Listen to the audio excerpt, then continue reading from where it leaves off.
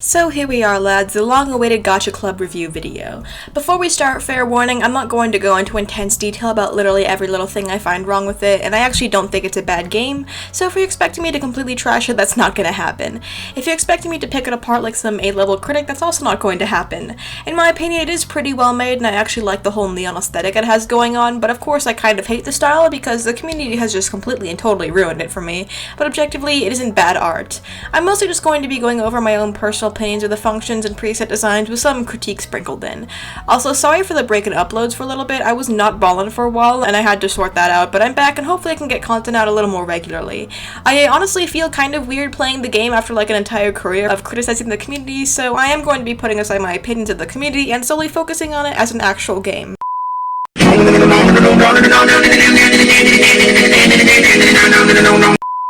I might as well just briefly touch on this before I start the actual quote-unquote review, but Looney has actually child-proofed the game now. Once you start up the game, you can access the very short terms of service section, which reads as follows. Gacha Club is rated ages 10+, you hereby agree that you are 10 years or older. By agreeing to these terms and conditions, you shall not create, edit, or upload any material from Gacha Club that is defamatory, vulgar, or obscene, sexually suggestive or explicit, racially, culturally, or ethnically offensive, threatening, hateful, or abusive. Looney will not be liable for explicit content created outside the game. It is the sole responsibility of the user for any explicit content posted on third-party apps. So here the game actually states that yes, it is indeed 10+, so if you're like 8 and using Gacha, I have some bad news for you. There's also the other part about not being able to post any offensive, vulgar, or threatening content or just anything outlandish, but that doesn't really mean anything without consequences, other than the fact that I can deliver a fat-ass told you so to all the people who say making Gacha smut is a creative freedom. There's also the part about Luname not being responsible for any kind of content posted, which I will touch upon here as well. I know in my infamous Looney's a bad dev video, I did say a lot of things that led people to believe I was blaming him, which I was not. That was not my intention. It would be silly to say that he was 100% at fault for the actions of others, but he did mess up in past games by adding that kind of lewd content and allowing to be as lax as it was on swear filters. This game is obviously an improvement, and props for Looney to actually fixing that stuff. I actually did spend a bit testing out the swear filter. Obviously words like fuck, shit, and ballsack as well as other various slurs weren't allowed, but for some reason you can say ass and various spellings of titties are allowed. 8 out of 10, you almost caught him there. As for the next segment, I'll actually be trying to make my character as well as critique the actual, the character maker or whatever itself. It's kind of ironic that it's come to this, but my audience is mainly gacha kids, and it's in my best interest to cater to their interests, which includes doing things that make me cringe a little bit. If you told me that was just starting these gacha cringe comps, that one day I'd just be here reviewing the game and making my own character in it, I'd probably call you dumb, but here we are today, so yeah, let's just get into it.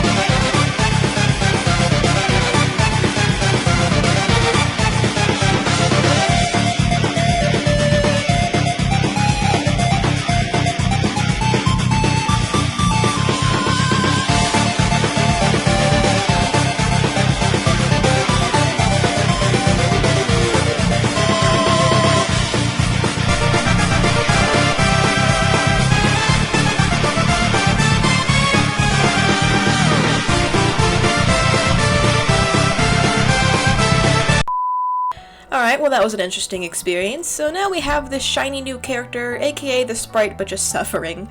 Overall, the actual process of making a character from a default wasn't too bad. There are some minor flaws I'll go over now though. Well, the image quality on the presets versus the actual character. In full screen mode they look extremely crunchy, which isn't too much of a problem obviously, but it does make selecting things like backgrounds kind of annoying because you can't really scope out the level of detail unless you exit the selector, look, and if you don't like it, go back into the selector and just repeat.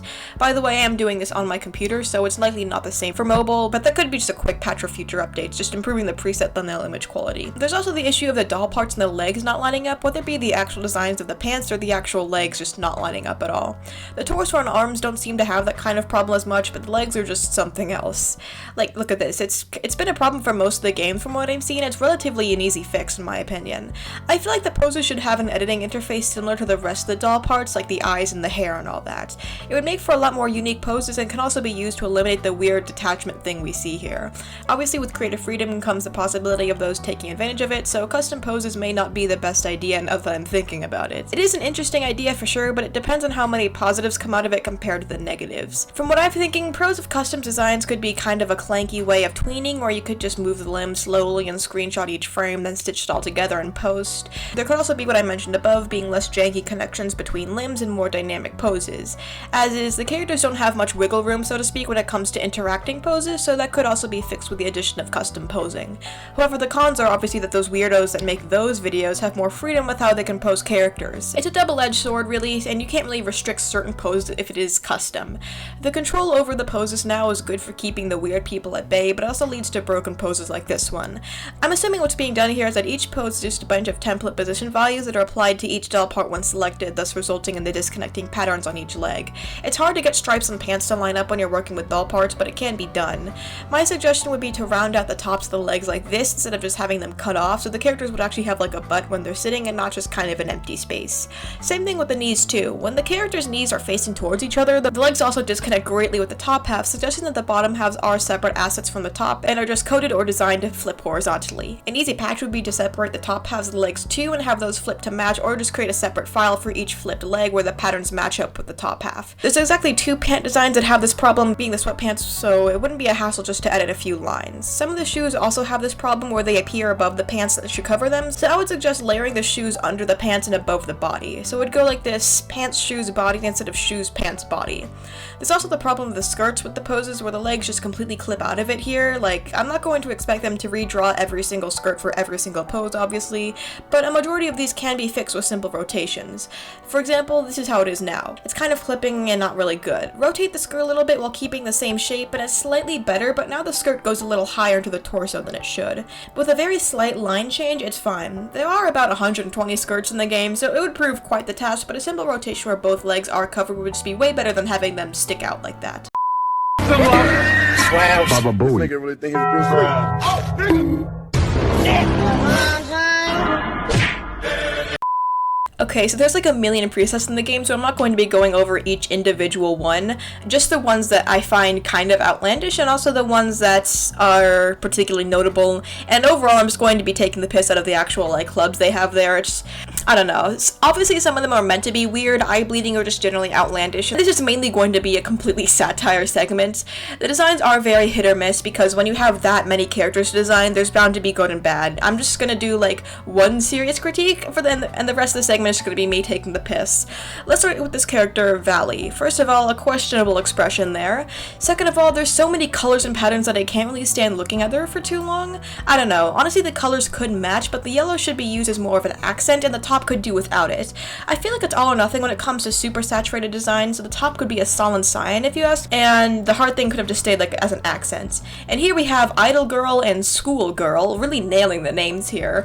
Anyways, for your convenience, I'm going to be naming each club myself based on the first impressions of the members and the symbol. Do they already have names? Yes, but this is my interpretations of the members and the aesthetic of each one. Number 1, the Mix and Match crew. There is like no continuity in the designs here, so that's what I'm just gonna go with. Number 2, the H2 Hoes. Yes, I watch Q-Star. Number 3, Green. They're literally all just some shade of green. Number 4, Red. Take a wild guess what their favorite color is. Number 5, the Piss Team. Fuck Yellow Team, all my homies hate Yellow Team, they keep kicking my ass in Bed Wars. Number 6 through 12, the edgiest motherfuckers known to man. These kids have designs so edgy I can probably use them to carve my name and some emo quote into the bathroom stall at Panda Express. Number 13, the OGs. I'm assuming that these are just characters that have been there since the beginning of most or not all of the games because I saw Mr. Boku no Pico there. Number 14, Bamboo Club. Literally all of them have some kind of very stereotypical Chinese name or design except for Ninja Ken, who's kind of looking out of place here because ninjas are Japanese. Oni-chan also doesn't really fit the theme here either because Chan is a Japanese Japanese honorific? I don't know. Maybe they're just those two weebs that are incapable of distinguishing between Asian cultures. Everyone knows those kinds of people. Number 15, our only personality trait is that we drink boba club. Don't lie, we all know somebody like that or have at least seen them on the internet. Number 16, Halloween. Literally all of them are just Halloween themed. Number 17, the cosplay club. The name kind of speaks for itself, no funnies here. Number 18, the Cyan Edgelords. Can you guess what color they're all dressed in? Numbers 19 through 21, the Ubu Soft Baby Club. They're probably all Sanrihos, and if there's one thing you never do in life, it's trusting a Sanriho. Numbers 22 through 25, the I'm So Quirky XD Club. Spoiler alert, they are not quirky. Number 26, the Galaxy Club. I can't believe I was excluded, and I am now suing for emotional damages. Number 27, the Epic Gamers Club. Home to bootleg Hajime Hinata and Izuru Kamakura. Numbers 28 through 31, the D&D Nerds. Probably go on medieval Minecraft roleplay servers. Number 32, the Ubu Neko Club. Femboys galore. Numbers 33 and 34, the Eye Bleeders. I need sunglasses to even look in their direction. 34 and 35, the Music Club. One's just a little more edgy. Number 36, the Gardening Club. Pretty self-explanatory again, nothing funny here. Number 37, the Whale Club. Disappointing lack of beluga whales. Finally, number 38 and 39, people who I either can't stand or I have no idea who they are. That about does it for my extensive review of all the presets and clubs, and let's roll the outro. So yeah, overall Gacha Club is actually kind of a pretty solid game. I wouldn't be playing it myself because I actually draw my own art, but I won't lie, it's kind of fun to noodle around in. The major flaws of the past games have been, for the most part, fixed, and the things that do need fixing can be done fairly easily. The whole idea itself is pretty fun, and bonus points for the aesthetic. It's very versatile in terms of design, especially for a dress-up game, and it's a shame the fandom is the way it is. The game itself is a solid 8.5 out of 10 in my opinion, however the fandom taints any recreational enjoyability it may have had through no fault of the creators.